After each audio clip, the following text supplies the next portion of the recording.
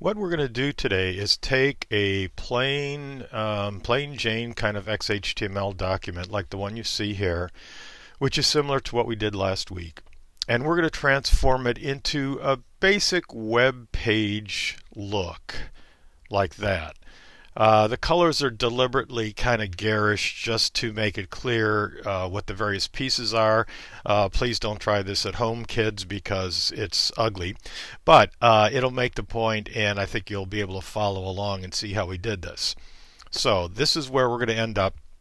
And let me point out, this has some standard pieces to it that probably, I'd say about 90% of current websites include.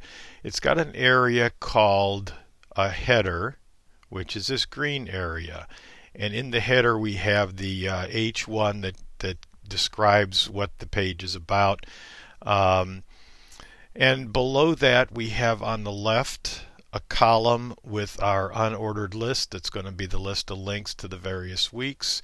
We're calling this section that's in red the nav. Over here we have a larger section that we're calling content. It's got that yellow background. And of course, these things can be of any size. These are just some basic sizes to get us started. And then down at the bottom we have another section, and it's called the footer or footer. So we have header, nav, content, and footer. These are, as I said, standard areas that most people use when they're creating a web page. There's one other section that you don't actually see, but it's this rectangle that holds all the other pieces, and that's called wrapper. And so what we're going to do over the course of this lesson is take our existing pieces parts to the page, put them inside of divs, since this is about working with divs.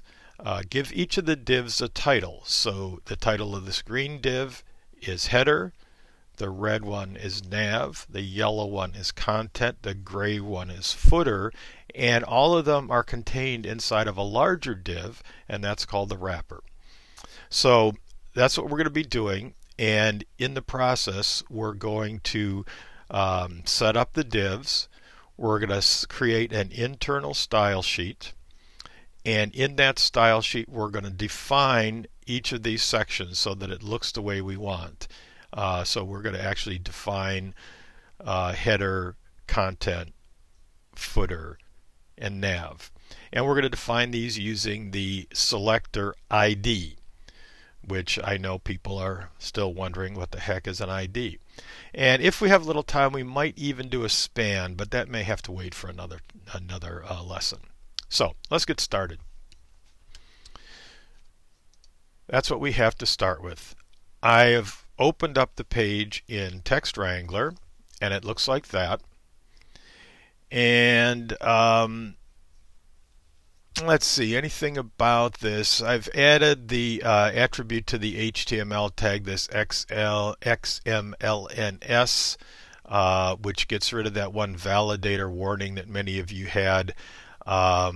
There's also in here a meta tag content text that describes the character set, which is UTF-8. That gets rid of another warning. So these are not, strictly speaking, absolutely necessary, but if you want your page to validate perfectly with no warnings, you need to add this one as part of the head, and you need to add this as part of your existing HTML tag. So notice that if I take this attribute and value out, we just have the standard HTML tag. So when you put that in, you're not adding a new line, you're just adding an attribute and a value to the HTML tag. Okay, so let's get rolling. Here's our sections. Now notice we have our H1, and in this case we have an ID of title, which we're using. If you notice down at the bottom, we've got that link that goes back to top. So here we have the ahref title, back to top. We click on that, it's going to jump up here. So in this case, we're using ID to set up an internal link, a link within the page. So we're going to be using IDs a little bit differently in a minute, but this is why you see an ID for that. Okay, so I want this to be part of my header. So in preparation, I'm going to take a div tag, and what I'm doing, this is called wrapping that in a div tag. So okay, let's get the fingers on the keyboard. There we go. All right, so you notice here's my existing H1, and I've put a div open tag and then a closed div tag at the end of it. So I've wrapped that H1 in a div. All right, I know this section here, the UL, that's all of my navigation. I want that to be part of a div that we're ultimately going to call nav. And so I'm going to wrap this in my div tags. Okay, so far so good. This section, these two paragraphs, are the piece that I want to call content. So let me set up a div. I'm going to wrap that with the div tags. And then the very last piece here with the back to top. And do I have two of those? I do have two of those. Let me get rid of this one. We only need one of those. Okay, back to top. And the H4 Tri-C student, that's going to be part of the footer, so I'm going to put a div in there, wrap that, so here's the end of it, so I have to end my div tag. Okay, so what I've done is I've created divs, one that's going to be the header, one that's going to be the nav, one that's going to be the content, and one that's going to be the footer. And you notice these are all within the body tags. So here's the opening body tag. Everything here is within the body tags. All right, now let's see what happens. If I save this and go over here and reload it, no difference. All right, so have we really done anything? Well, believe it or not, we have. So let me go back. I'm going to click here to bring Text Wrangler back to the front. By the way, I suggest that when you're working, you set up your screen this way, which is have the browser open on one side and Text Wrangler or Notepad++ or whatever else you're using open on the other side. You might want to switch them around depending on your preference. But what you want to be able to do is work in the code and then see what happens in the HTML. I mean in the browser. All right, so we're seeing nothing yet. Well, let's make a little change here that's going to help us see what's going on. What I'm going to do is within the head, so all of this stuff right now is within the head. We have a meta tag that declares a character set. We have the title and basically nothing else. So we're going to add a style sheet, an internal style sheet that goes within the head. So I'm going to put it right after the title. And to create a style sheet, style is the tag. We have an attribute of type, and we have a value of text/CSS. There are other possibilities, but this is the one that you're going to use most frequently. Now, to make sure I don't forget to close that, I'm just going to do this. I'm going to just close the tag right now. That way I'm not going to forget that. So now I've got potentially a style sheet, nothing in it right now. But what I want to do is I want to see where those divs are that I created. And one way I can see them is to just put a border on them. So here's how you do that. So this is how a style sheet works. You take the particular selector that you want to work with. In this case, it's div. Now you use a curly bracket to designate that that's going to be a style rule. And then again, I'm going to close it right now. So now I have my open and close bracket. So essentially I did that, but I'm going to separate them. So I have open, close, and now I'm going to set up in between what I want to happen. So what I want is I want all of my divs to have a border, colon, and borders have a thickness. I'm going to give a thickness of 1 pixel. Notice that there's no space between the number and the unit. That's really important. If you put a space in there, it's not going to work. So every border has a thickness or a width 1 pixel in this case. It has a color, and I'm going to use the color red just because it's real easy and you can see it.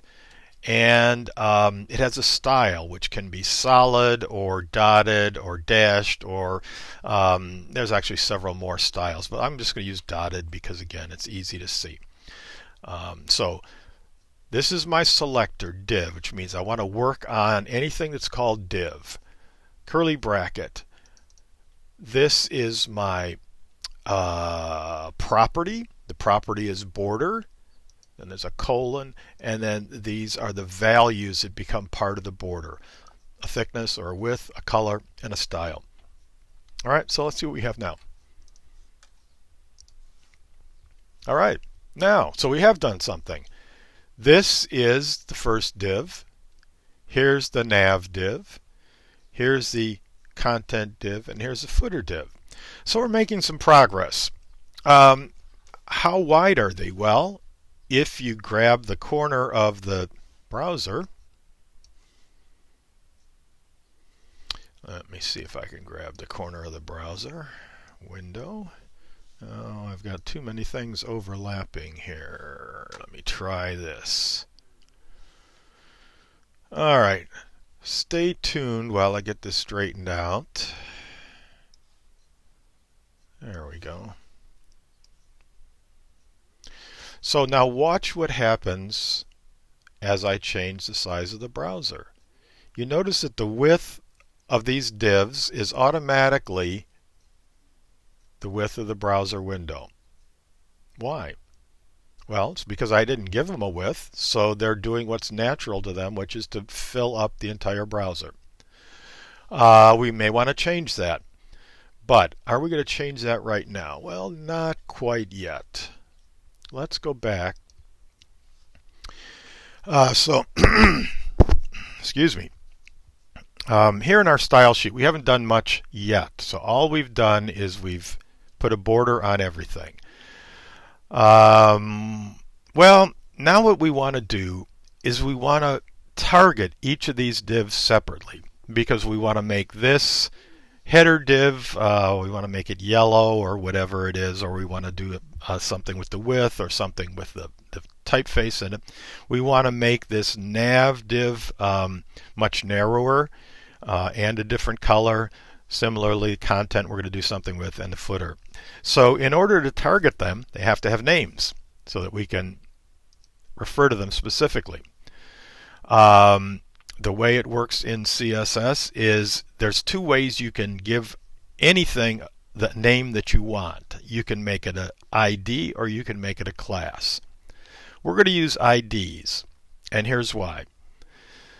An ID is an item on the page that has a unique name, meaning it's only used one time. So we are only going to have one header, we're going to have one nav, we only have one content, and we only have one footer. So since each of those names is only used one time, then that would be an ID. If it's a name you're going to use a lot of times, then you would make it a class.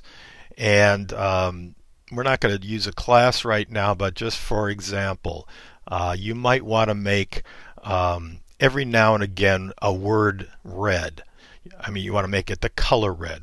So you could set up a class, call it red, and make this word red, and that word red, and this word red. So you've used that class red 3 times or 4 times or 100 times. You can do that with a class. With an